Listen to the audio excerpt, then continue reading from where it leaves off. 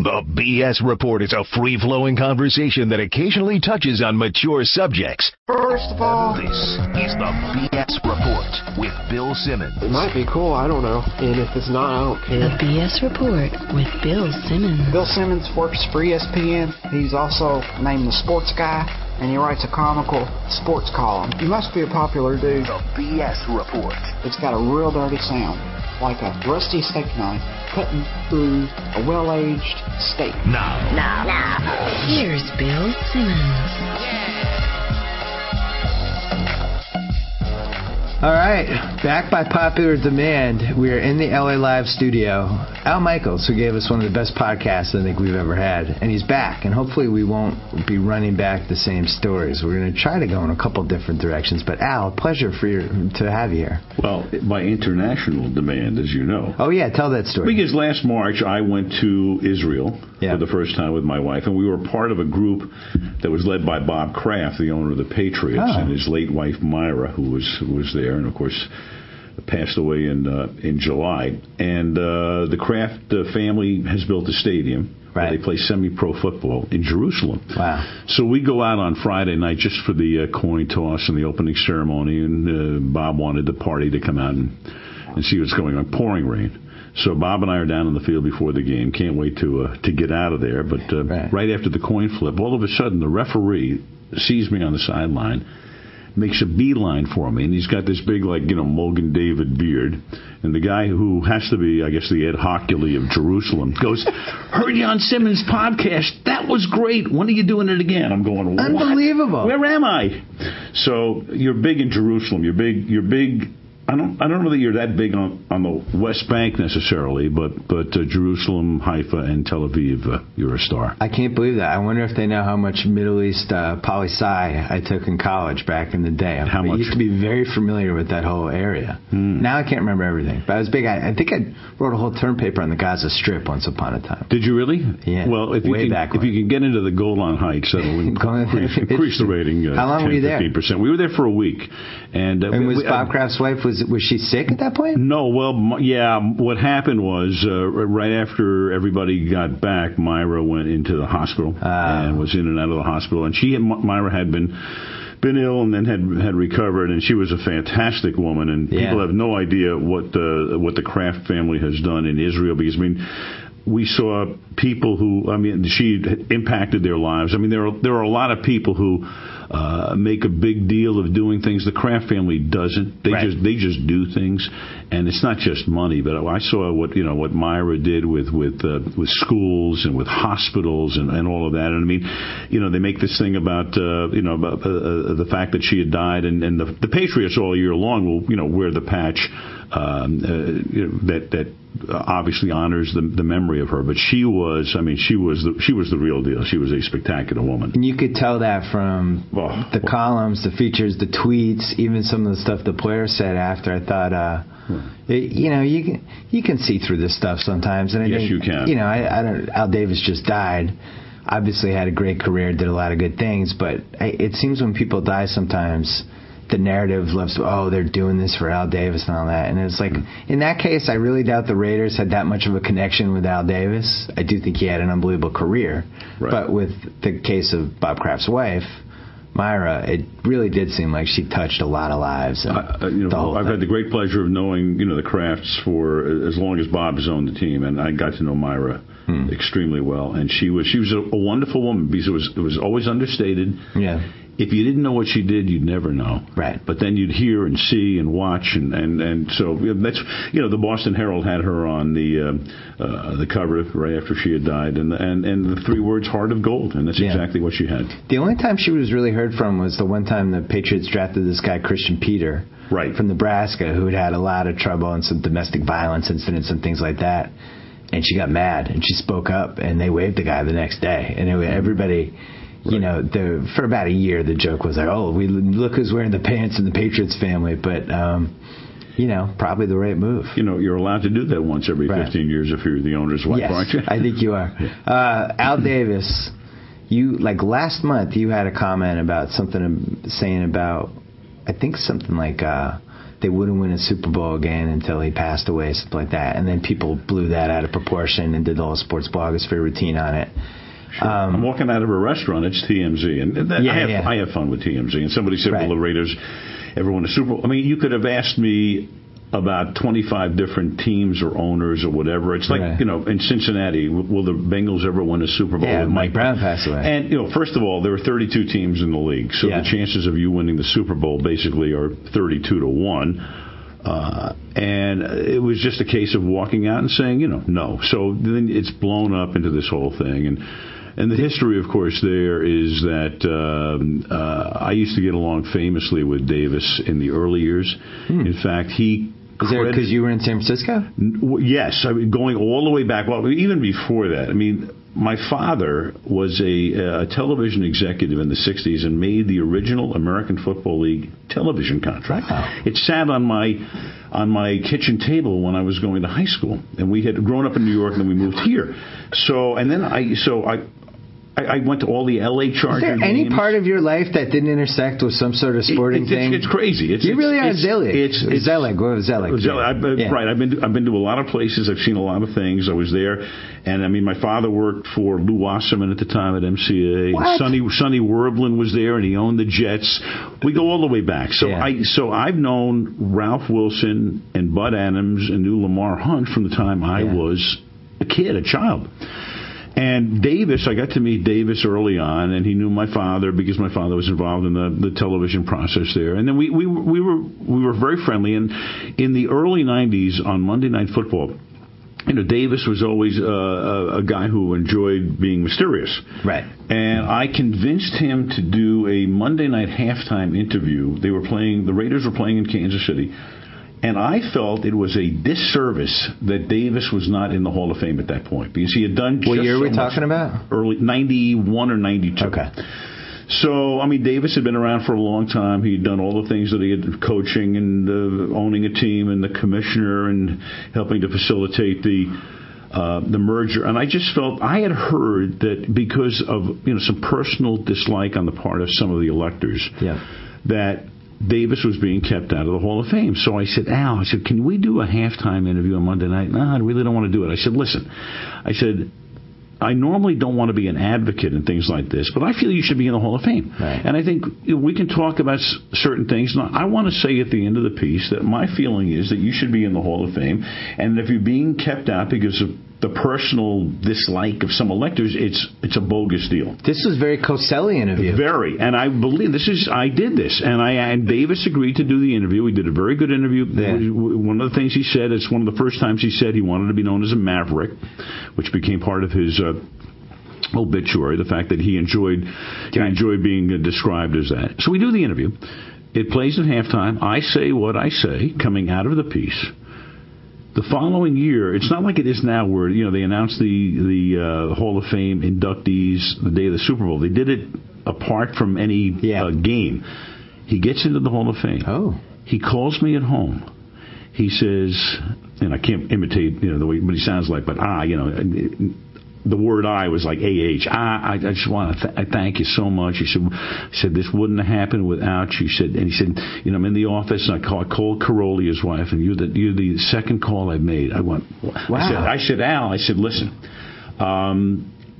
you got yourself into the Hall of Fame. I just felt that, I thought it would be a good idea for people to see you in a different circumstance, different light, Monday Night Football halftime, et cetera, et cetera. So, fine. I mean, I didn't do it for that particular reason, except I just felt it was a disservice. Well, plus your love of Al's. Well, right, my love of Al's, of course. So we the following year, now fast forward, so what do we have going on? Marcus Allen. Oh. So this is where it all fell apart with me and with Davis, because here was Marcus, and I knew that Marcus, I'd known Marcus pretty well. Marcus was very upset.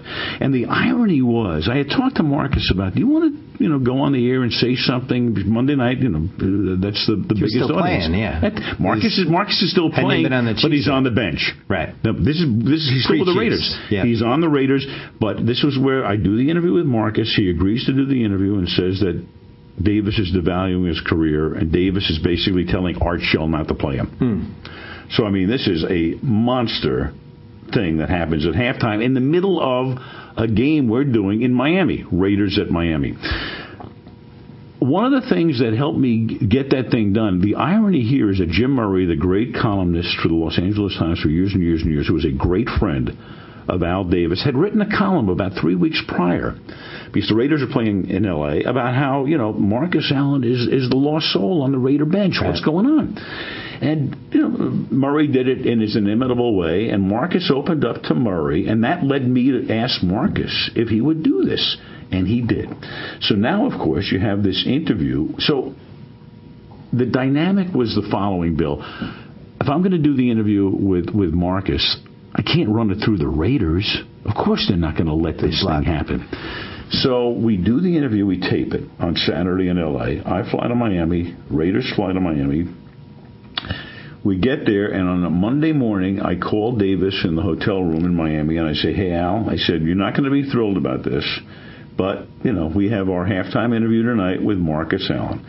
I said, I'm going to read to you everything that's going to air, and I'm going to read you the outtakes. And I went through it, and he was dispassionate. He said, let me call you back. I said, the other thing, look, this is going to run for 3.5 minutes, so we're going to give you 3.5 minutes if you want to come on live. We can tape an interview. You can give me a statement. Whatever you want to do. You can say nothing. He wound up calling me back and giving me a statement. I wrote every word down. I said, let me read to you what you say. Bang. All right, so we do that, but there's such consternation. It's a big national story. I mean, here's Marcus Allen going to the locker room at halftime, knowing all hell is breaking loose on national television on Monday night. Of course, the Raiders go home, and it's a gigantic story. And Davis, of course, never forgave me for being a party to this. So from that point on, we went from thanking me to help him get into the Hall of Fame to the enemy. And so that's that's the history of that. And he was a very good grudge holder too. That's what I was going to say. So be it. So be it. I mean, hey Bill, in this business, you deal with a ton of people.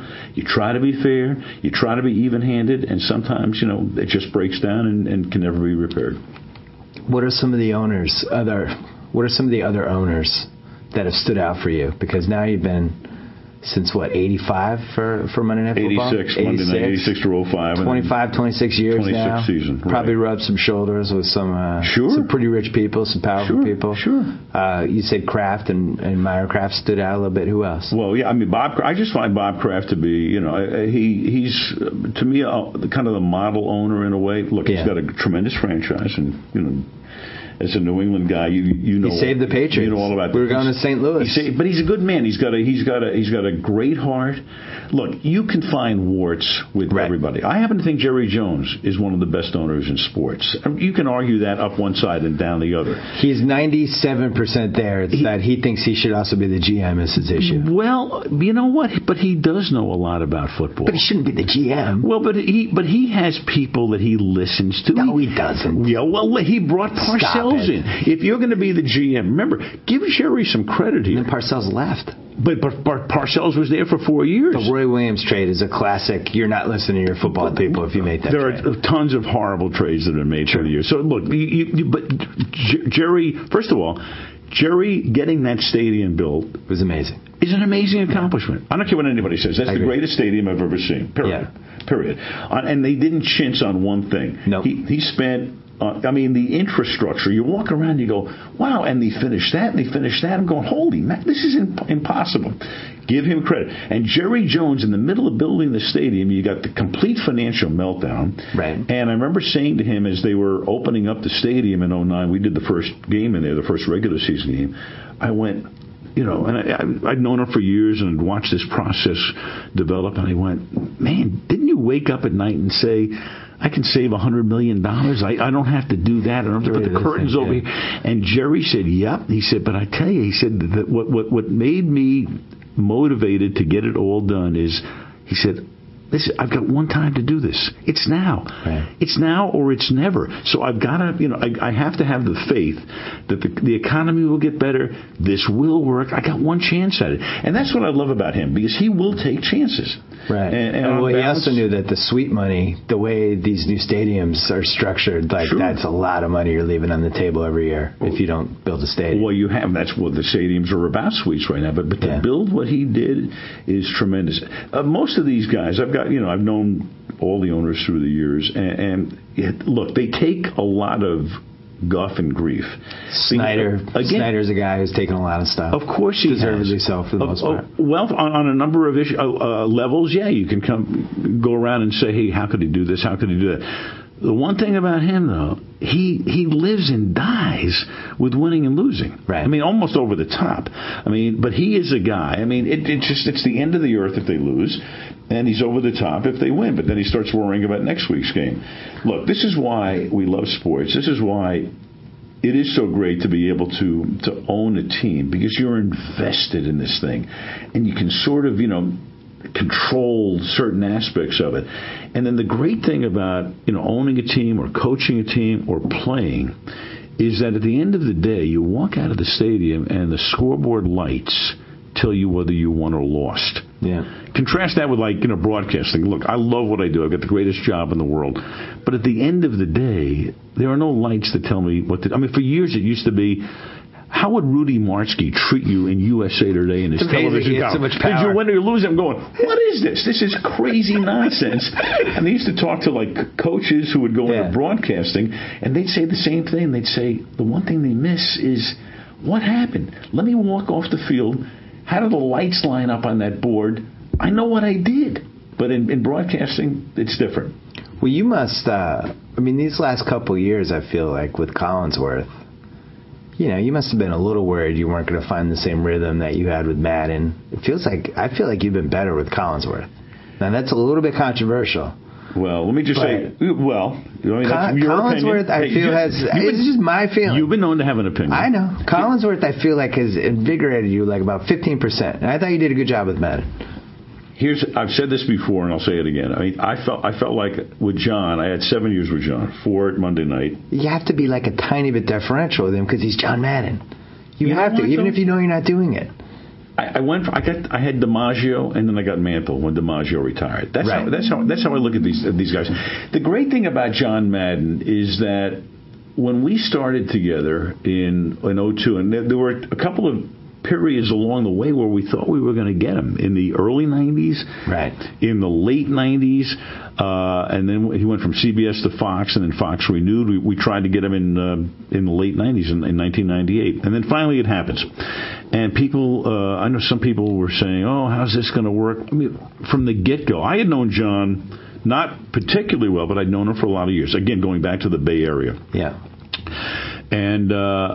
We knew it was going to work, and we did. The first game we did was the Hall of Fame game in 2002 in Canton.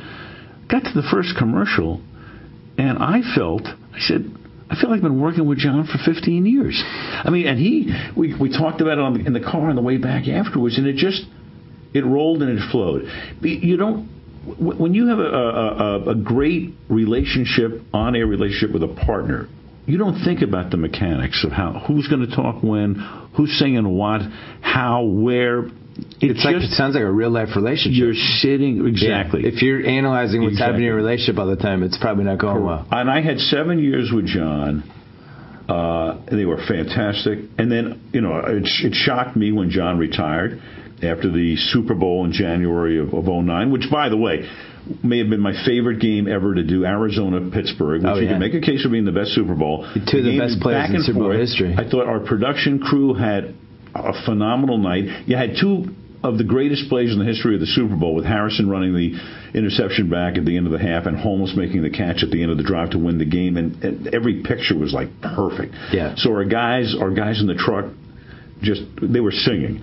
And I thought John had a tremendous game, and I never had a greater feeling walking out of a booth than after that game. It was like, wow, we had the Super Bowl we always wanted, and bang, everybody was on the same page. So it shocked the hell out of me when John retired. But I mean, so maybe you wanted to go out with a bang. Well, I don't know. John wouldn't have made the decision predicated on that. John is a very thoughtful man, and there were a lot of components that went into that. And I don't think that had anything to do with it. That game could have been 48-0, and John still would have retired. I'm convinced of that. But, I mean, to know that I had those 7 years with John, and at the very end, you walk out and have, this telecast for the ages, at least in your mind. Yeah. And then I got Chris. I found Chris by watching a game maybe 17 years ago. He was doing a college game. And I said to my wife, and she'll tell you this, I said, that guy's good. Yeah. And I'd known him a little bit. I'd covered him in college. I was doing college football, and I'd done a bunch of Florida games. Not that I'd gotten to really know him, but then I knew him afterwards, the Cincinnati connection. So I knew him for 20 years, basically. Right. Well, when I'm going to Sunday Night Football in 2006, and Dick Ebersol, running NBC, comes to me and he says, here's the deal. I traded you for a rabbit. No, yeah, we'll get back to that. That's another thing. Believe me, that deal was done. The rabbit got thrown in at the end. Just rabbit to be named later. They threw the press off. Rabbit to be named later. So the deal was with that. Ebersol said to me, I'm going to sign you guys, you and John, for 6 years, the 6-year duration. At that time, now it's become 8. But at that time, it was 6. He said, if for some reason John doesn't last the 6, I've got Collinsworth in the bullpen. He's going to be on the Football Night in America pregame show. And they had him do play-by-play before they knew they could get you, right? Yeah, there was a moment in time when, and Chris was thrilled to death because the analyst, you see, the roles are different to the extent the play-by-play announcer has to watch the actual too much stuff. Game. They're on the 39, they're in the hash mark, guy there. The analyst has the ability. Why are analysts so good sometimes? Because they're watching the left guard taking on the inside linebacker, which if you're doing the play-by-play, if you start watching that, next thing you know, there's a guy running 70 yards for a touchdown, and you don't know what just happened. It's two different skill sets. Exactly. It's only worked once, though. Tennis, when the McEnroe brothers did it together, it was great. But I think it has to be a sport. Yeah, I think it could work with baseball potentially, too. Just because there's so little action. Yeah. And but football, no way. Tennis is almost all analysis. You're not going, the ball goes here, the ball goes there, the ball goes here. No, you're not doing that. Oh, he looks like his confidence is shaking. Tennis is all, right. Tennis is all analysis. Yeah. So, Collinsworth, I always thought was going to be great as a color guy. Let me ask you this. Because Francona, we're taping this last weekend, Francona replaced McCarver, Terry Francona, for a couple of baseball games. And he was great. He was a natural. And I thought the thing that I was fascinated by, and I found myself more riveted by the game than I thought it would be, is because he had been so immersed in the season and had played these two teams a bunch of times. He had insight that I just wasn't going to get from Tim McCarver. It would have been impossible. Do you think that color guys, for the most part, should be guys that have recently retired or are between jobs or whatever? How hard is it to combat being out of the game for that long? I think the key, Bill, for any analyst who wants to be great is to understand you're in the broadcasting business. You're not in the ex-jock or ex-manager business. Like you can't just carry the weight of, when I played. You come off the field and you go, well, a quarterback thinks, well, excuse me? Well, you were a quarterback, but every quarterback thinks the same thing in every circumstance? Of course not.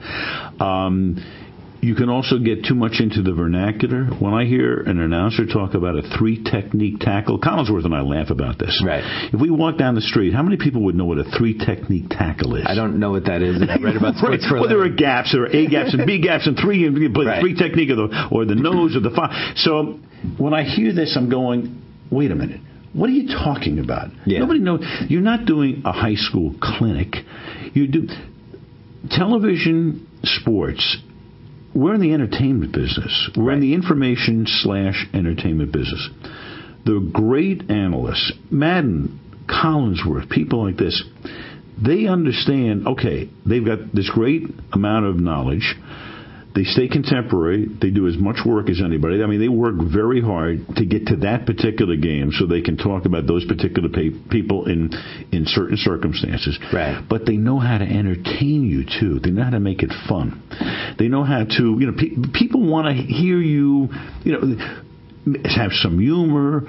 When John was the first guy, John Madden, to have the sound effects, and people love that. Yeah, because not everybody wants to sit there immersed and go, can they seal the edge on the outside? I'm sorry. Millions of people aren't sitting there and doing that. They want to be entertained.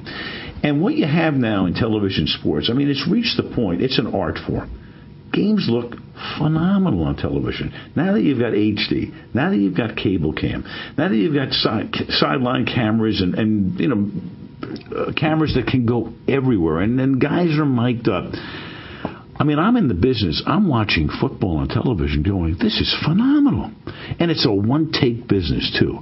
As great as Steven Spielberg might be, or Van Zandt, or name any director. Yeah. Hello? You don't get take 15. You don't get take 2. I think the guys who direct television sports at the highest level are phenomenal. I'd love to see them start doing some movies, these guys, because you get one shot. You got to get it set up. Yeah. I mean, Drew Esikoff is directing the Super Bowl for us. James Harrison's running back a kick 100 yards on a play. Where did that come from? A game-changing thing. Oh, my God, he's going down the sideline. He's running through, as I said, the whole state of Arizona. Fitzgerald's trying to get him, he goes out of bounds, has to run through the bench. Like 6 angles, bang, bang, bang, bang, bang. You saw everything. How much tape? Exhilarating. How much tape do you watch? Here's how we go about. We watch the game. It's an interesting dynamic. Chris watches a lot of the coach's tape, because he'll go to NFL Films for the day. He gets it. Right. Most analysts have the ability, but he'll see it and he'll break it down, and he understands all of that. And he loves to talk about how he watched the tape. Well, he does. Because you got to do that. I would do that if I was in too. Hey, I watched the tape when I saw them on tape. But he doesn't say I watched the tape as much as some other guys who watch the tape, because I mean that's what you're supposed to do to begin with. So of course you're supposed to watch the tape. What I like to do is I watch. Obviously, the game tape, I watch the telecast tape, which is more valuable to me than watching the coach's tape, because Chris can do that, and I know enough about what's going on, but that's going to be Chris's province anyway, to do that. What I want to know is, if I'm doing a team, for instance, that's on national television a lot, I want to see what the other broadcasters have talked about. In other words, I might have a great story about some guy. Or somebody did it already. They did it, and if you don't watch what, and for instance, if we're doing the Cowboys, and Fox has done it, and Joe Buck and Troy Aikman are doing the game, and they tell a story, and I miss the story that they told the week before, and I come on the air and I went, hey, by the way, isn't this interesting? You feel like a dope. Right. So that's why I make sure I kind of get it all together. I read everything I can. I want to know what the people who follow that team know and don't know, so that you think you might have a great story, but then you realize, hey, wait a second, this is already a big story down there. Because sometimes you'll come upon that gem where you go, you know what? Nobody knows this. And plus, you have your enormous gambling problem, so you know what's going on with every game. You know me, I'm a rascal. Look, we've talked about this before, Bill. We have. Here's in life. See, here I am. I'm a great philosopher now, Socrates. Yeah. In life, you have to know what you don't know. Okay, so here we are. The great thing about broadcasting, and a lot of fans won't understand this, they must think, we have this incredible inside information, which we do. We talk to the coaches, we talk to the players. You get a little insight from the coaches. Of We're going to attack this guy. But Bill, at the end of the day, but what does that matter? At the end of the day, if you wanted to make a bet on the game, you have to understand there are 18 million things that go into that. It's true. Again, let's go back to the 3-technique tackle and sealing the edge. And guys betting. I mean, sometimes I see these. I'll hear these commercials, or I have friends who subscribe to these services for $1,000 a week. And I said, "What are you doing? What do you mean?" Because in 2004, at that stadium, when it was raining, and I said, "Are you out of your mind?" I thought of you last night. There was a great Al Michaels moment. I don't know if you watched the Monday night game. I have it on tape. I watched the first half on Tuesday. So Chicago is getting like 5 points. They're down 11. They're driving down. They complete a pass in the 12. The clock's ticking. and there's like a second left, and it's between 0.0 and 0.1. They hike it, and the Lions don't think that they got the hike off in time, but they did. And Cutler throws across the middle, and the guy's running toward the end zone, and they catch him from behind. He gets tackled on the one, and it was for the cover, and you would have enjoyed it. This is why you love this stuff. I love this stuff, but I don't bet because first of all, the analysis before the game is the same garbage that you see from stock analysts, right? Yep. The one thing you need to know. Well, anybody. It's not just the people like on CNBC or Fox Business Channel. It's the analysts. When you see analysts come on the air from companies and they're trying to tell you about a stock, you know what it always has meant to me? I'm trying to dump inventory. Yeah, please buy this. So it's garbage. I've made more money through the years investing by shorting stocks that guys were touting 2 days later. Because what they're doing is they're dumping inventory. That's why you showed up in a chariot being held by 12 Roman gladiators. There you go. I didn't realize how much money you had in Jerusalem, of course. But in football, the thing is, the game is going to be determined by 1,000 factors. Yeah. And you can't figure out all of them. And is it fun to bet for people? Of course, for millions of people around this country, it's great to get a few bucks down on the game. For me, if I'm going to gamble, I don't gamble on sports because I know what I don't know. You can't, though. I mean, when you're calling games. I guess I could. No, I don't. And I root for drama. All I want is drama. You love torturing the people who did gamble. But you see, what I know, look, you've got to have a little rascal in you. Of course you do. And I know people think that the NFL doesn't want us ever to talk about the points. But yet they find people who don't do the injury report. Of course. Yeah. And I've had more fun through the years saying, well, when the score was 41-0 once in a 49er Bear game, and I said, with about 2 minutes to go, I said, well, you might think this game is over, but it's not over. And you've never been scolded, right? Oh, they'll talk to me from time to time about... Who's they? Mr. Goodell? No. There'll be some, like a little undercurrent. Oh, does Al really have to do this? Or, no. You have to. There'll be like a kvetch, why else would anybody be watching a 24-13 game with 20 seconds left? I mean, seriously. As I always said, if they wanted to stop this, then the sports leagues would band together with Congress and sponsor a bill to stop gambling. Or how about this? Yeah, don't publish the injury reports. Yeah. If you really don't want people to gamble, then don't make the injury reports public. And we find out as the game started that Calvin Johnson's out. Meanwhile, ESPN is a major partner of the National Football League, and you still have Hank Goldberg coming on and talking about the lines. And they've come a long way. And Brent, how about Brent Musburger? I love Brent. Yeah. I mean, Brent's even more overt than I am about this stuff. Oh, yeah. But he's in the same stage you are, though. He doesn't care anymore. You know what? What are they going to do? Fire me? You just have a little...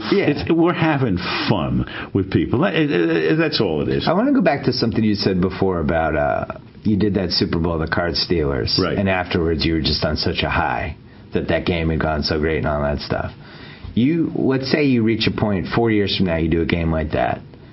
You don't feel that high. You're not feeling that same energy that you knew that once upon a time you had. Is that it? That's when you walk away? Well, yeah, it would be something like that for sure. Because, I've won't that be the litmus test, though, that it's time for you to go if you don't get that rush? The litmus test will be when I don't want to show up, or I'm going, look, I have the greatest job in the world. But you still love your job. I hate so the travel. I hate the traveling is insane. I live on the West Coast. The NFL is so Eastern dominant right now. I have... Like, if I get Chicago and New Orleans, they're like home games because they're in the Central Time Zone, not the Eastern Time Zone. Those are my home games. Right. Dallas is a home game. The 49ers have stunk for years. So have the Raiders. Seattle, forget about it. That's why you're really mad at Al Davis, because they're never Oakland Monday Night Football games. And we couldn't go there anyway. We couldn't go there anyway because they were always blacked out. They couldn't sell out. So, in the 90s, on Monday night, it was great because the 49ers were great and the Raiders were good. So we'd be there. We'd be in San Diego. And then, it's just the bane of my existence, but personal. Arizona gets good for a while. Now they stink again. So, we're not going to wind up going back to Phoenix anytime soon. We have one game. When the schedule came out this year, I'm looking at this thing and go, wait a minute. Every week there's like a series of 6 or 7 games back east. December 18th is like, oh, my God. Baltimore at San Diego. In flex. Please, God, don't flex out of this game. It's like I have to root for Baltimore and San Diego. You drive down to that one. I pay the $5 toll on the toll road. It's my favorite moment of putting the $5 in there to save 20 minutes on the freeway. So you must be over the moon that there might be an LA football stadium. Oh, yeah, but by that time, they'll be wheeling me in there to do the game. That's fine. You can do it. They'll open it up with a moment of silence. This guy who did the games for 32 years. Chris will be behind you holding the wheelchair like this, and you can just hold your mic. Right. That could be 2015. It could be, and conceivably a team could move here even before then and play in the Coliseum or the Rose Bowl. Conceivably, you could get two teams. Well, you're not going to get two at first, but no. I mean, if they break ground and get this thing going, then whoever is going to be the team, whichever team it will be, could come here and either play in the Coliseum or the Rose Bowl. Pretty interesting. Yeah, but I mean, it is crazy that for the last 20 years we haven't had an LA football team. I've done the primary primetime game in the National Football League for 26 years. I've never done a game in the city of Los Angeles. Really? Well, when I started doing it, the Raiders were here, but they would never sell out, so we couldn't do a game in the Coliseum. We'd have to do the Raiders on the road, and the Rams played in Anaheim. Did a few there. So in Orange County. Rams played in Anaheim? Why don't I remember that? Well, the Rams moved to Anaheim, which opened up the Coliseum for the Raiders to move down from Oakland. Where did they play in Anaheim? I have no recollection of this. No, really? Anaheim, yeah. I don't remember this. The great historian. I just thought they were the LA Rams. I thought they played in the No. The Rams played in the Coliseum after they moved here from Cleveland. Anaheim. No wonder they left. The end of the 70s. Now, in Anaheim, the Angels had that stadium built. Right. And it opened up in 1966 or 5. The Angels originally, when they came out here, played at Old Wrigley Field in Los Angeles. Believe it or not, the minor league stadium. Old Wrigley Field in Los Angeles? Which was down by the Coliseum. It was a junior copy. It was near the Coliseum. It was a junior copy of Wrigley Field in Chicago. They played there their first year, which was 61. The Dodgers were still playing in the Coliseum. Dodger Stadium opens in 62. The Angels and the Dodgers shared Dodger Stadium for 4 years. It was known as Dodger Stadium because they built it. And the Angels didn't want to call it Dodger Stadium, so they made sure their announcers would always say Chavez Ravine. We're playing in Chavez Ravine. Then they built the stadium in Anaheim. The Angels went there, I think, in 66. It was a beautiful baseball stadium. It was much like, Candlestick. When Candlestick was built, it was a baseball stadium. Yeah. And then when the 49ers moved in, they made it into this, garbage dump. And it had 65,000 seats and did the same thing in Anaheim. So here you have a baseball stadium constructed in a certain manner. And it's not even as if it's an oval. Now you surround the outfield with the seats. So it's like 65,000 people, which made it a crappy baseball stadium. And a terrible football stadium. Right. And then all of a sudden the Rams weren't very good, and that's it. Now you have the opportunity. So then you had the earthquake here in early '94, which enabled the Coliseum. It enabled Davis to begin to look back north because they wanted it so badly in Oakland. So they gave Davis this incredible deal. So he takes the team back there, moves for a second time. Meanwhile, the Rams then have the opportunity to go to St. Louis because St. Louis had been spurned. When the league expands in the early 90s and they add Jacksonville and Charlotte, what had happened by that point is that Baltimore had already gone to Indianapolis in 1984. St. Louis had gone to Arizona. So the two cities that really want teams in the expansion pool are Baltimore and St. Louis. But they get passed over for Jacksonville and Charlotte. Jacksonville was a terrible So then Baltimore goes and gets Cleveland, and St. Louis goes and gets the Rams. There you go. It'll cost you $20 for the history lesson. So you think, how many years realistically for you? More? Yeah. You want to throw me out already, right? I don't want to throw you out. You got to be thinking about it, though. No, you know what? Here's the deal. As I tell my good friends, don't do the math anymore. I know how old I am, but you know what? I feel like I'm about 20. So at the moment, thank God, health is good. The brain sort of still works, I think. Do I make mistakes? Of course. Who doesn't make mistakes? You're on for 3 hours. People say, "Oh, you said this and that." I'm going, "Excuse me? I'm sorry. You're doing a game in front of 22 million people for 3 hours. You're going to have a couple of bobbles. It's going to happen. I'll know when I can't do it anymore. It'll be a health thing, or it'll be an enthusiasm thing. Look, I would say for you, it would be an enthusiasm. It might be, but here's the deal. I'll never forget. The guy I loved in this business was Kurt Gowdy. And when I was a kid growing up, and Kurt did all the big games, and then I got to actually work with him on the 1972 World Series. I'm a kid. I'm doing the Cincinnati Reds, and we win the pennant, so you get to do the World Series on national television. And Kurt said to me, and he was a mentor for me. In fact, when I was going to Arizona State, the Red Sox were training in Scottsdale, and Kurt was announcing for the Red Sox, and he would listen to my tapes, reel-to-reel tapes. I'd bring it to him. So he was wonderful from the get-go. And I'll never forget, Kurt said, kid, he said, you're going to make it. He said, but I want to tell you something. Down the line, never get jaded. He said that, and it was kind of one of those things where you hear it when you're in your early 20s, and you don't think much about it. But you know what? It resonates. I still hear Gowdy's voice in my ear. Don't get jaded. And he's right. Look, of all the jobs you can have in the world, I'm putting mine in the top 5.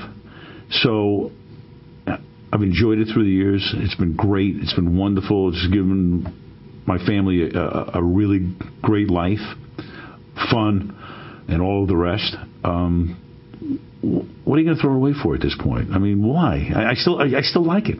I love it. So, when you start thinking about, I'm going to retire in X number of years, well why?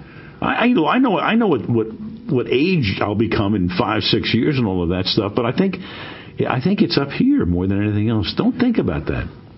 I think, like, maybe an example, I thought Jack Buck the last couple of years, maybe stayed on a little bit too long.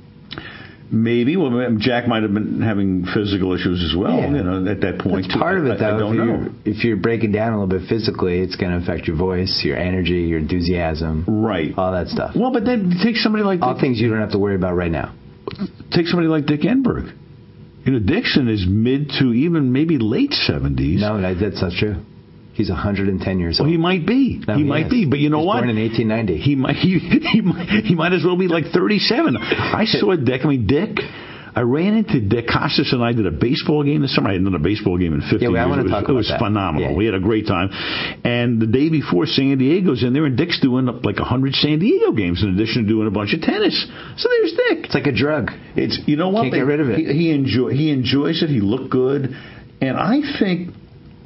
You know what? And I'm glad you brought this up now, because I'm thinking of a couple of guys in their 80s. One not with us anymore, Chick Hearn. Yeah. The other, Vin Scully, who's still Vin Scully. Vin Scully is still Vin Scully. Yeah. Vin Scully is these guys, and I'm thinking to myself, you know what?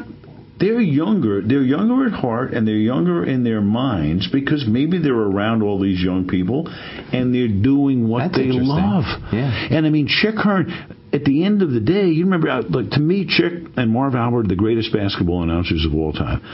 And was Chick making mistakes? Of course. But in his early 80s... He made the game more fun, though. It was great. You'd listen to Chick, and I drive along and I'm listening to Vinny, and I'm going, whoa, I'm a child growing up in Brooklyn hearing Vinny. Now I'm in a car in Los Angeles hearing Vinny. It's like the same thing. It's like, whoa.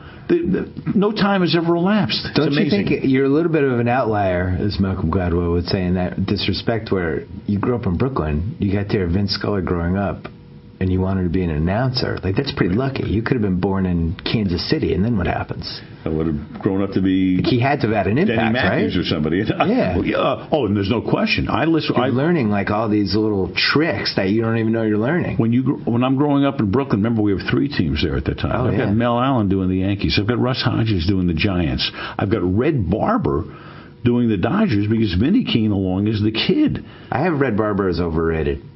By who? I don't know. I just wanted to say they were controversial. Where'd that come from? Red Barber's over it. I heard a couple of old clips. I was like, this Red Barber's kind of mailed it in. That's where back came from, right? Which other guys have stolen. Because you had John Frieda going back and makes a catch against the wall. But I had, growing up in New York, loving sports, listening to all these guys. Marty Glickman's doing basketball. Chris Schenkel's doing the Giants on radio, the football Giants. So you're growing up and you're hearing these guys. And there's no question Vinny had a big influence on me because I learned a lot of baseball from Vin Scully. Right. I was a Dodger fan. And then, ironically, our family moved to L.A. the same time the Dodgers did. Dodgers leave Brooklyn. I'm heartbroken. My father gets transferred in his job about 6 months later. We're back with the Dodgers. We're back in L.A. So I haven't missed Vinny very often in my life. And then it became, a contemporary of his. And, of course, when I got into to Major League Baseball, and I'm a kid, and I'm doing the Cincinnati Reds in 1971, I can't tell you what a thrill it was when I'm doing the same game with Vinny, and Vinny comes to me one day and he says, "Hey, would you be in the pregame show with me?" And I went, "Oh my God, I sure will. Kill me and go to heaven right now. I'm on the pregame show with Vin Scully." It's interesting. When we did our last podcast, I couldn't believe how many. I'd gotten to know some announcers and stuff, and they'll email me and stuff. Everybody dorked out that you were on the podcast. And I guess I never thought of you in that term, not to butter you up, but as this guy who is like this role model type icon of basically any under 45 play-by-play announcer, which I thought your life must be pretty interesting with people coming up to you and saying, "Do you have any advice? Thank you for this. I modeled after that." That must happen to you a lot, right? Well, it evolves over time. I got into the business when I was young, got to do some great things, doing the World Series when I'm 26 years old. Yeah. Miracle Advice was your career money shot, basically. Right, in my early 30s. Go to ABC, do some amazing events. And then it's funny because you always think of yourself as the kid.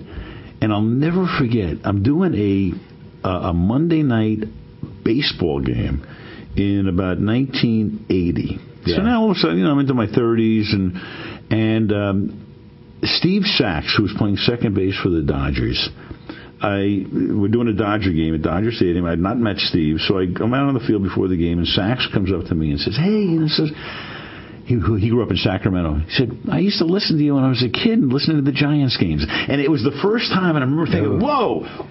How old am I? How old am I? I mean, Steve Sachs wasn't that much younger than me, but he was, it was the first time I heard it. And through the years, I was playing in a golf tournament in Vegas a few years ago, and there's not a name drop, but I mean, all right, well, I'll be the judge of that. George Clooney, there's your drop. George Clooney's in the room. Good name drop. And of course, my wife is there, and she goes, "Oh, God, you got to go up and say hello." I don't do, So I'm kind of just sitting there, and I'm not going to go up and say hello to George. What am I going to? "Hey, George," blah blah blah. He sees me. He comes over and he goes, "Hey," he said, "George Clooney." I go, "Really?" He says, "Why'd you leave Cincinnati?" Now, he had grown up in Cincinnati when I'm doing the Reds, and he's probably 12 or 13. Yeah. And he's telling me, he's listening to me, when we're on the West Coast, and he would be like with his transistor radio in bed at night listening to the games on the coast. Wow. And he was upset. He was so upset when I left after 3 years. And by the way, Marty Brenneman came in, and that's worked out great for them because Marty's still there. But I said to Clooney, I said, "George, they tripled my salary." He says, "Okay, now I'll buy it." So they did it. I'll have to go to the Giants at that point because they did triple my salary.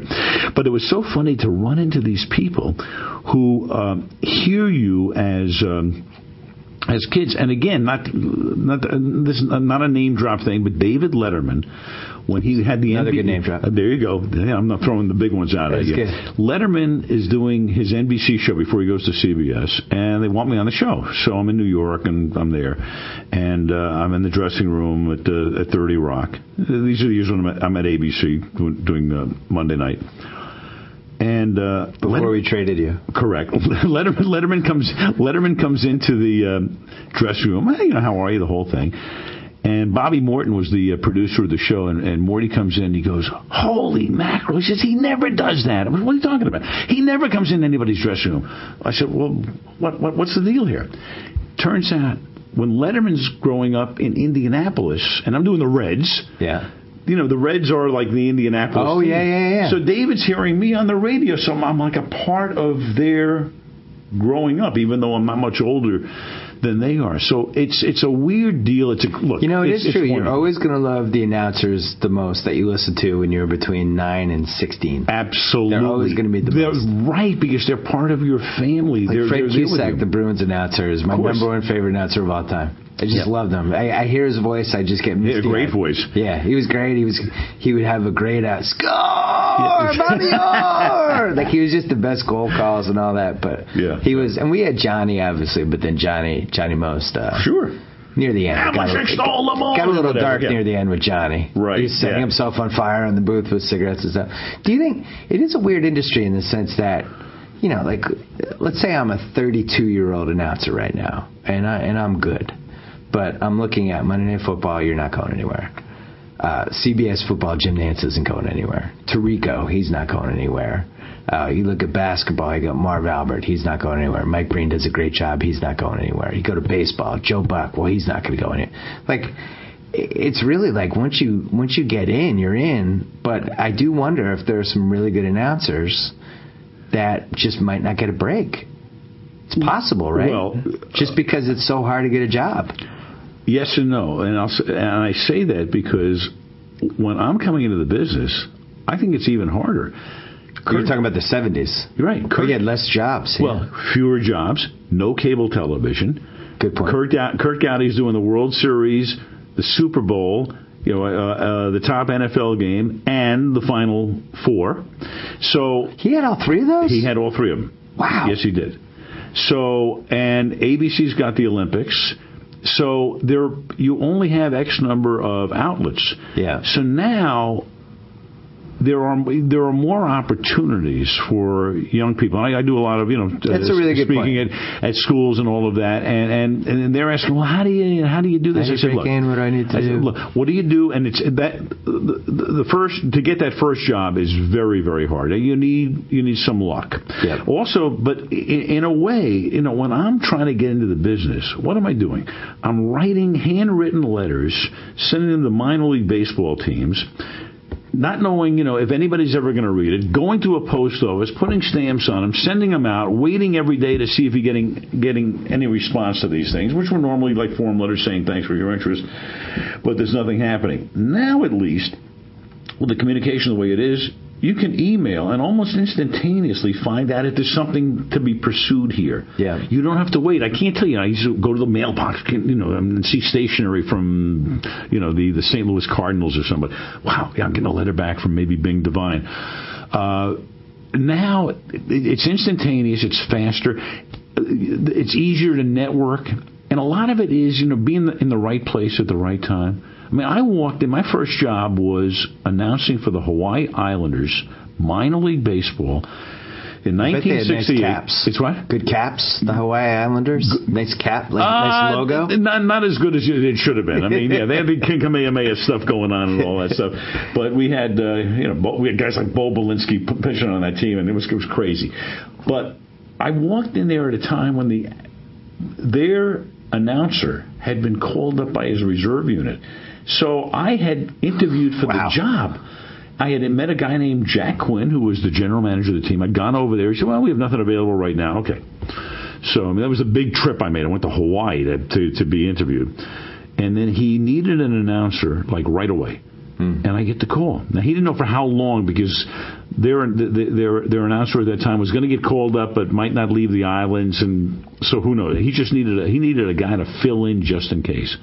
And I get on the plane the next day, and away we go. Now, if that doesn't happen, Bill, I'm not saying, this doesn't happen, but you begin to wonder, what if you're spinning around? What if you're on the hamster wheel for 6 or 7 years, and it doesn't happen for you? And that's the hard thing to tell, the kids who want to get into the business, and what's the key to getting in? I'm going, I can't give you a key. All I can say is be ready, because if you get the opportunity, you're going to get it. If you get the chance, it's the big if. But then you've got to be ready to exploit it and take advantage of it. And fortunately, I was. I knew a lot about baseball, and I'd done a lot of broadcasting in college at Arizona State. I had called like 200 baseball games, so at least I had some experience. And I tell these kids, you've got to be able to, get on your campus station. I'm on my campus station at Arizona State, and playing for our baseball team were Sal Bando, Rick Monday, and Reggie Jackson. Oh, my God. They're on my audition tape for the Hawaii Islanders. So you lucked out with that and Vince Scully as a kid. And Vince Those are Scully. two nice ones. Right. And I walk into Hawaii at the right time, and bang, and away we go and become the most successful minor league franchise in baseball at that time. And you must. It's serendipitous. It really is. You must always be on the lookout. I would call this the, that guy might take my job someday syndrome. I do it too with writers. I mean, there must be a couple guys out there that you look at and you go, oh, that guy's coming on. Did anybody jump to mind? I mean, I'm talking young. Yeah, here's some good young guys. Dan Schulman's doing baseball for ESPN. I think he does a real nice job. I heard him on the radio last night. I mean, there are guys who come along. Mike Tirico, I heard for years, ascending. I mean, there are a number of people. I mean, look, there are the plum premium jobs. Monday Night Football, Sunday Night Football, postseason baseball, the big NBA games, and all of that. But nobody lasts forever. Look, I've had a good long run. Joe Buck's had a good long run. When you think about it, Joe, as young as Joe is, he's been out for a long time. And Jim Nance has had a good long run already. I mean, you think of those are fairly young guys. You never did golf, right? That was when, in the whole Al Michaels legacy, you did Olympics, you did World Series, Super Bowl, right? You did NBA Finals, right? I hosted the Stanley Cup Finals. Hosted Stanley Cup, but didn't announce it. Correct. Didn't do the play-by-play, but I hosted Kentucky Derby, Indy 500 Indy 500 host. Right. You did Olympics track and field. Did all of Carl Lewis's gold medals. Miracle of Nice, greatest sports game that's ever happened. I'll buy that. But no golf. I've done 4 golf events. Here's what they were. That's okay. 99, 2000, 01, and 02. When ABC decided to put Tiger Woods on prime time television. Oh, that Skins thing. No, it wasn't the Skins thing. This was head-to-head. So they make a deal in 99. The first one is, they wanted me to do golf, but I didn't start playing golf till the early 90s, and I wanted to play golf. And now you're dressed to play golf. Now I'm going to play golf when we're done with this, of course. So that's all I do is I'm always dressed to play golf. So in 99, they're going to have Tiger against David Duval, who was actually number 1 in the world at that time. During his next 2-year run. Right. It's the ascending Tiger. It's the whole thing. And here's Tiger, coming into full bloom. And it's going to be at the Sherwood Country Club here in Southern California. Oh. And we're going to start it at 5 o'clock. It's the summertime, so it's going to be late, but then they're going to put some lights on the last 3 holes and see if we can finish. I remember with a different feeling, a different look. So the 2 prior years, Tiger's playing in the Skins game out in the desert, and ABC's doing it. I'm doing Monday Night Football. So at halftime in a late November game each year, I interviewed Tiger in a 2-way. I'm in Miami, he's in Los Angeles. I'm in Washington, he was wherever he was. So we're doing a 2-way interview just to promote that. So I had never met him, but I had talked to him on the phone. And the first time I talked to him before we do the interview that night, hey, Tiger, I'm a big fan, golf, and I belong to Bel Air, and we had a lot of mutual friends. And at the end of it, I said, okay, give me a swing thought. So we start laughing, and he's giving me a couple of tips. The next year, we had the same conversation. I said, what's tonight's swing thought? And he's asking me how my game is and all that. Yeah. So now it's 99, and he had just won, I think, the Firestone event in Akron the day before. And now he flies in. He lands in L.A. at like 2 o'clock. This is probably like his best year, if I remember correctly. Or 99, 2000. He's right at hitting his prime. Yeah. Pretty close. And I had not met him physically. So he comes out. We're going on there at 5 o'clock. So at about 4:15, he went out and he played a couple of holes, and now he's on the practice green. He's putting. So I go down. I leave the booth, and I go down just to say hello. I walk up and say hi to him, and he says, how's your game? I said, it stinks. He says, well, with your schedule, you probably don't get. This is June now. With your schedule, you probably don't get to play very much. I said, not really. I said, my big fear in life is that my ultimate boss, Michael Eisner, running Disney at the time, who belongs to Bel Air, God forbid he should ever show up at the club, because if he did, he'd look at the handicap sheet, and he'd see a 16 handicap for me. That wouldn't give him any pause. But under rounds this month for June, he would have seen 26. And Tiger says, you play more than I do. So I wind up doing golf. We did that event with Mike Tirico. Tirico and I shared the host duties with Curtis Strange, Judy Rankin, Jimmy Roberts was with us too. And then we moved it out to the desert for. You know what? I'm adding that to your resume. You did Tiger in his prime. I did Tiger in his prime. But no tennis though. Yes, I have. I did tennis with Arthur Ashe. I did the Tournament of Champions probably 3 times in the late 70s, that's early 80s. Kind of a reach. Well, wait a minute. I worked with Arthur. Major? Well, no majors, but I've done Connors.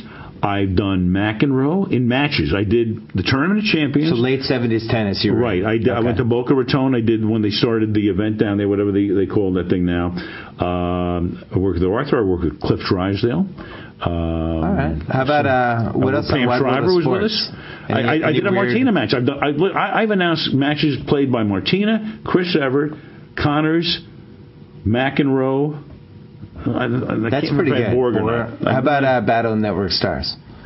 Did that too. Well, I didn't do that. You did do Battle of Network Stars. I did a whole bunch of superstars. Oh yeah, superstars. Remember, I did a ton. So you did some trash TV during the trash TV era. Plenty of trash TV. I probably did 15 of those. What about women's sports? I did Women's Superstars. Women's Superstars. I don't know if I saw that one. I did the Women's Superstars. Oh, you're going to love this story. This is great. Superstars? Listen to this. You're going to love this. So I'm doing Women's Superstars. There's like 3 superstar shows going on at one time. It's in Freeport in the Bahamas. They were smart with where they used to put that stuff. Right, but they put it in Rotunda, Florida. You couldn't find the place. They moved it to Freeport, and they did super teams in Hawaii. That was great. Did a bunch of those.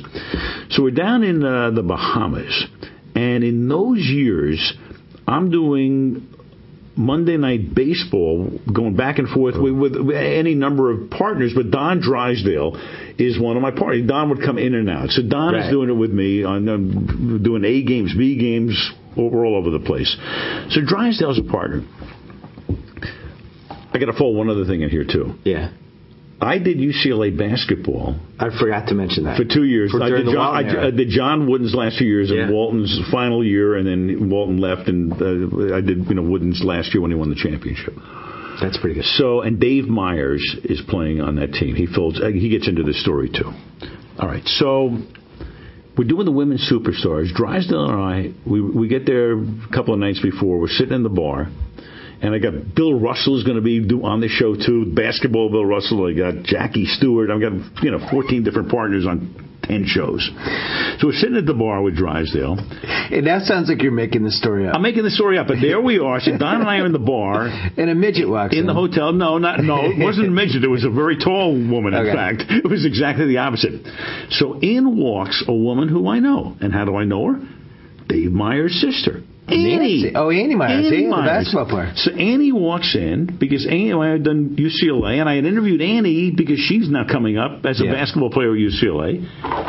I introduced Ann Myers to Don Drysdale. Yes, they did. Oh, I'm adding that to your resume. Kids. How's that? That's pretty good. I talked to Annie all the time, and of course, Don died way too early and much too young. One of the saddest services ever. I mean, really? Annie had 3 young kids, and Don died. How old was he? Don was late 50s, maybe. Oh. Yeah, Don died in Montreal. Don was doing remember, Don, in addition to doing ABC, was doing the Dodgers. He was Vinny's partner. Right. They're in Montreal. Don goes to his room after a game one night, dies of a heart attack. They didn't find him until the next day, and it took a week and a half to get the body, because you die in another country, back here. And I tell you, the Don Drysdale service was about as sad as anything I've ever seen. Really? Well, I mean, Annie's got 3 young kids at that point. You're sitting there. And he probably met a lot of people over the years, and it's you think about this stuff, go, wow, it's something. But it was tons of fun. I mean, it was just it's great. When we the last you want to ghostwrite my book?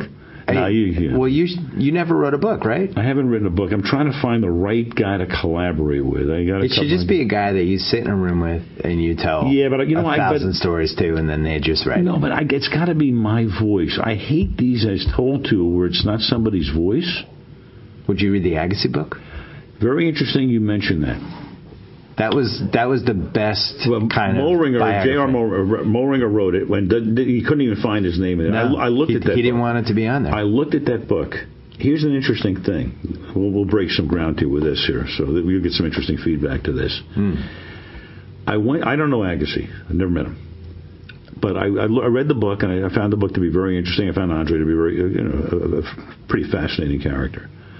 I gave 12 pages to somebody who knows Agassi very well. And I said, do me a favor. Is this what he sounds like? And the guy called me back and he said, it's what he thinks, but not how he would say it. Which I thought was very interesting. Now, again, maybe he'd sort of say it that way, and I don't want to say that Moringer didn't catch it. But to me, I'm so anal, I'd want it to be, this is how I would say it. Because I can't sit and write. I love to write, but I obsess over it. Peter King asked me to write his Monday morning quarterback column, which I did during the summer. And I thought, all right, well, I'll have a little fun with this thing. Next thing I know, I spent like 35 hours. I'm going back and forth and up and down. I'm going, I'm out of my mind by the time this thing, and then it just evaporates. It plays one week. I got some nice feedback from it, but I was much too anal about it. I can't sit there and go through every freaking preposition. The last time you were on, we ran out of time right as you were about to tell O.J. car chase stories. I had to go to the bathroom. You had to go to the bathroom, and then we realized we're at the hour 20 mark. What are we at now? Okay. You owe us a couple of O.J. car chase stories. A couple of you were prominently involved in the O.J. car chase somehow. The coverage, yeah. Hold on. I have a couple more things you were prominently involved in. You were also the Dennis Miller experiment. Of course. Which I don't think... We need to make this like a 9-part series. Well, yeah. Earthquake we've talked about. Rod Tidwell. Jerry Maguire. Which is where do you want to go? Still holds up. No, I'm just saying all the basketball. Basketball, right. And then finally the O.J. car chase. Which... The odds of you being involved in that are just like 1 in 200. All of a sudden you're involved in one of the seminal moments of it. Like, how do you even get involved in that? Well, I knew O.J. very well, obviously. I'd worked. Right. O.J. was one of my partners on the 84 Olympics going all the way back. I didn't know that. We did all the track and field. Yeah. He did the sprints. I had like 9 different people. I had Dwight Stones doing this and that. I had... Marty LaQuarrie doing the distance races and the whole thing, doing the marathon, and Catherine Switzer on the marathon, 100 people. But OJ did all the sprints. So, in fact, OJ was with me on all. If you go back to Carl Lewis's medals, it's OJ calling it with me at the Coliseum.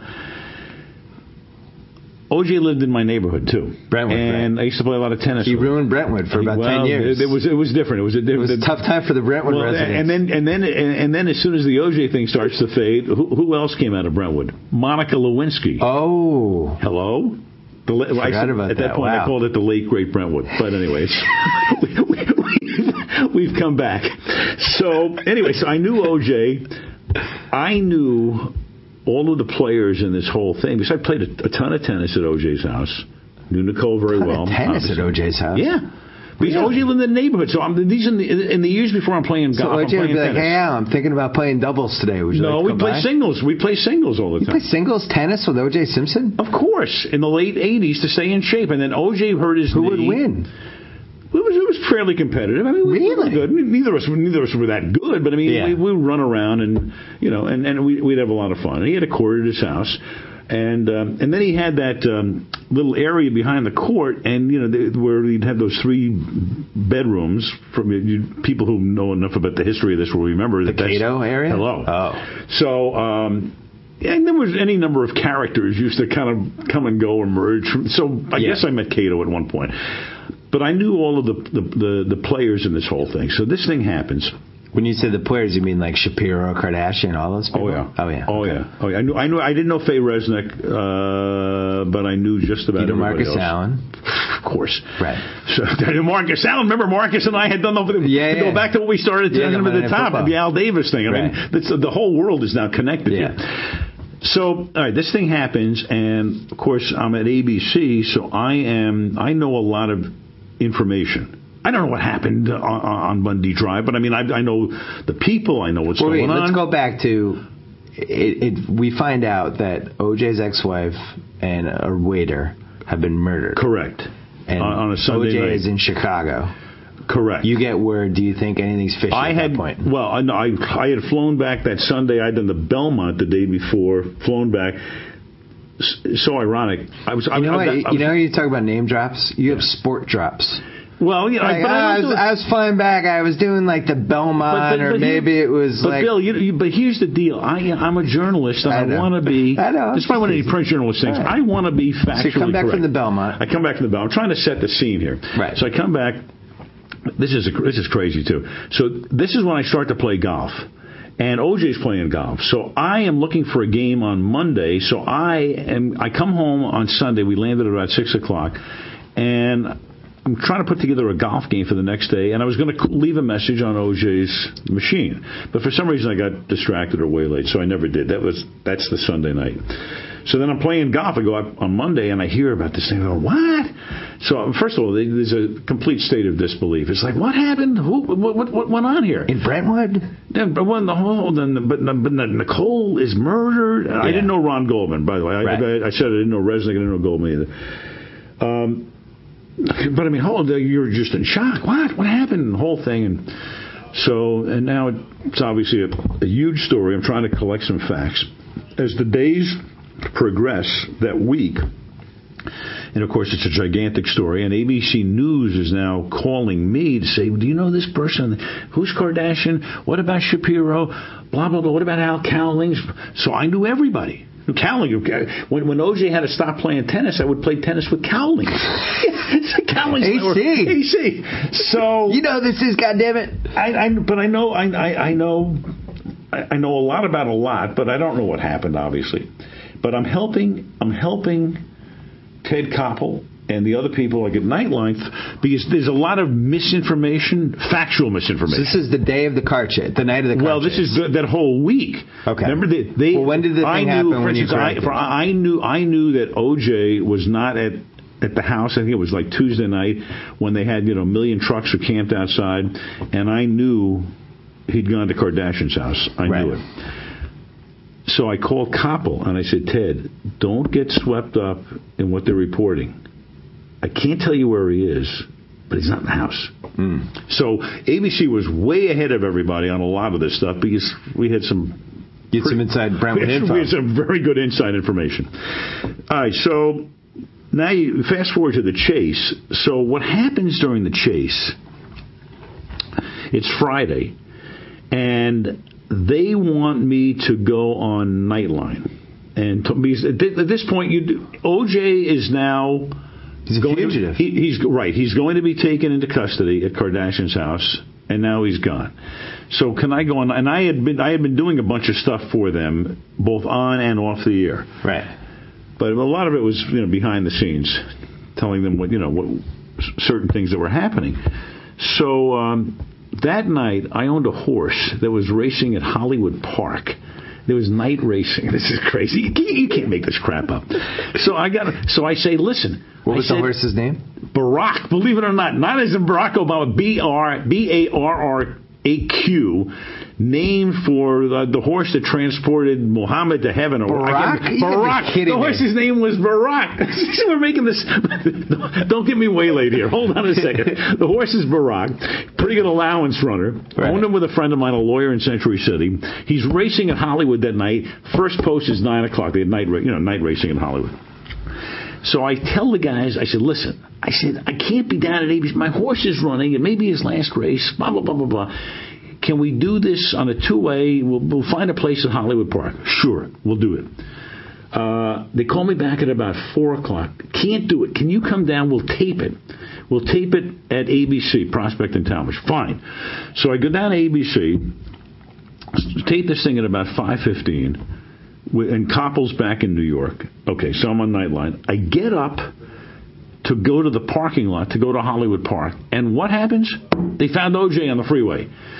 There's OJ. There he is. There's OJ, and with Cowlings around on the freeway. Going 50 miles an hour. Live. Yeah. Well, so I'm starting to walk out, and somebody grabs me. No, get over here. So now they put me on the set. So here I am. Now you're like a news anchor. He'd already done the earthquake. Yeah, so, I mean, why not? So... I'm on the set with Bill Redeker and Judy Muller are here. Jennings is in New York. Koppel's in Washington. And then Barbara Walters has to get involved in this too, God forbid, because it's the night of 2020. So now she wants to have some action as well.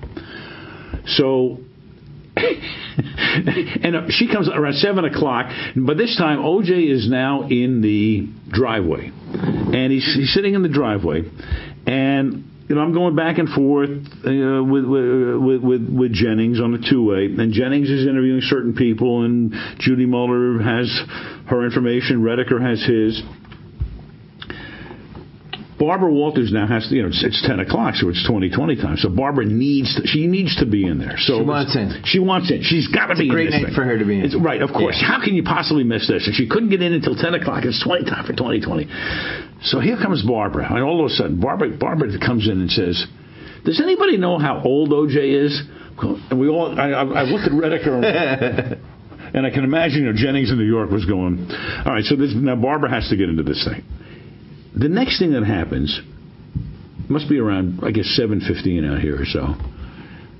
Peter says on the air, and again, he's back. I'm just an adjunct out here, but yeah. Jennings says, "Okay, right now," he said, "on the phone we have a neighbor of Mr. Simpson, Mr. Huggins, is it?" Yeah, you hear the voice. Okay. And Mr. Huggins apparently lives across the street. Mr. Huggins, what can you tell us? Well, I can see OJ, and he looks scared. So I'm sitting there with Redeker, and I'm going, oh, jeez. Oh, no. I mean, so I know most of the neighbors. I don't know Mr. Huggins, but Mr. Huggins is saying things that this is a put-on. Yeah. So Peter is now interviewing him for about 2 minutes. I can't believe that they didn't pull the plug on this guy. He's Canadian. Canadian are very but somebody should have pulled the plug. Right. Even if Peter's on the air, I mean, somebody needs to say this is not the right deal. And of course, the call ends with the guy saying, "And Baba Booey to you all." Hello. It's Howard Stern. It's Captain Jenks. So I know I'm a huge Howard Stern fan. Yeah. Been on the show a bunch of times. I know who Captain Jenks is. I know what's going on. Meanwhile, I can't get on the air here because Peter now signs off as if the guy had some sort of legitimacy. About 2 minutes later, I have to come on and clean this thing up because it's funny I say lest. What's going through my brain? Here I am on national television. Millions of people watching. This whole thing is crazier than a loon. And I now have to mention that that's a phony phone call, knowing that for the rest of my life, Howard Stern will be playing this on his show forever, which of course he has been. He's got a lot of mileage. Right. So I'm doing this, and I have to tread very carefully. And I said, Peter, lest anyone think. Now, lest is a word I've never used in my life to that point. I haven't heard it in 2 years. Lest, yeah. I've never used it. And they make fun of it. I did a promo now. Robin loves the fact that, every time my name gets mentioned, Robin Quivers will mention, Al, he hasn't used lest in a while. So I have to tread so carefully. It's the hardest thing. I had to think to make sure the words came, because I didn't want to diss Howard. Yeah. But I had to let people know. So I said, lest anyone think that was a legitimate phone call. It was not. There was a code phrase that was used at the end of Mr. Huggins' phone call, which indicated an acknowledgement of a certain radio talk show host. I sound like a freaking lawyer at this point. Yeah. And so I just wanted people to know that was not legitimate. And Jennings says, well, you have them on every coast. And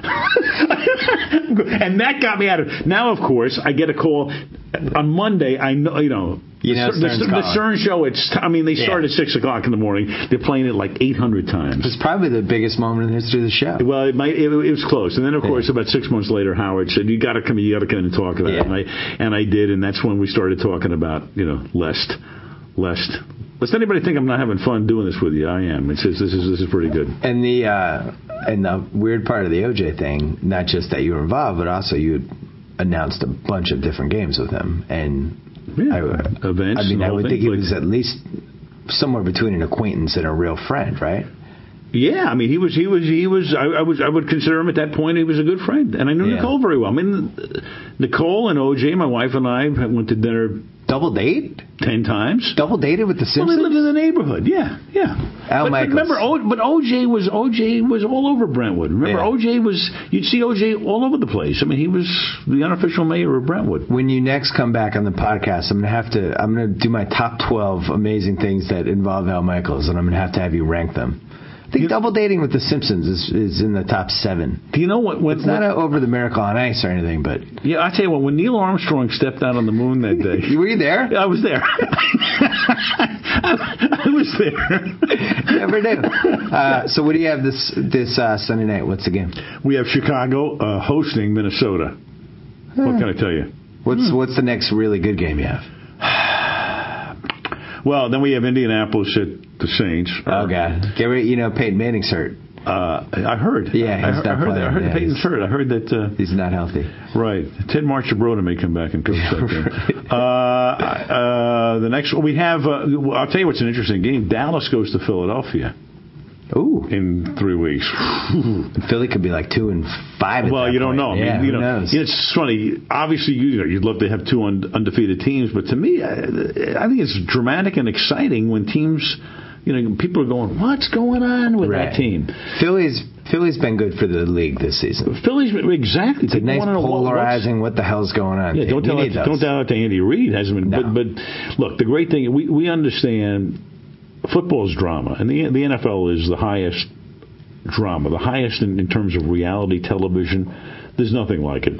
And so there's the good and the bad. Sure, you want Green Bay. Sure, you want Aaron Rodgers. I mean, they're playing so well right now, and Rodgers is over the moon. But then again, on the other side, what in the world's going on with a team like Philadelphia? So they do make for good television. Unfortunately, you don't get to do the Thanksgiving Detroit Green Bay 10-0 versus 9-0 game, which is like a sign of the apocalypse, I think. I want to be at Thanksgiving dinner with my family. Who knew Lions Packers would be amazing on Thanksgiving? Right. Well, that's why we love the NFL. There we go. All right, go play golf. I'm going. I'll try to figure out more stories that you didn't tell for the next time you come on. We got a ton more. Thanks for coming to the studio. We're scratching the surface. I love this. Is pretty cool. This is pretty good. All right, thank you very much. Enjoy it, Phil. Take care, man. So I get to sign off. Whoa! Thank you for downloading the B.S. Report with Bill Simmons. Too much fun. Check out more podcasts at the iTunes Music Store or at Pod Center at ESPNradio.com. Peace out.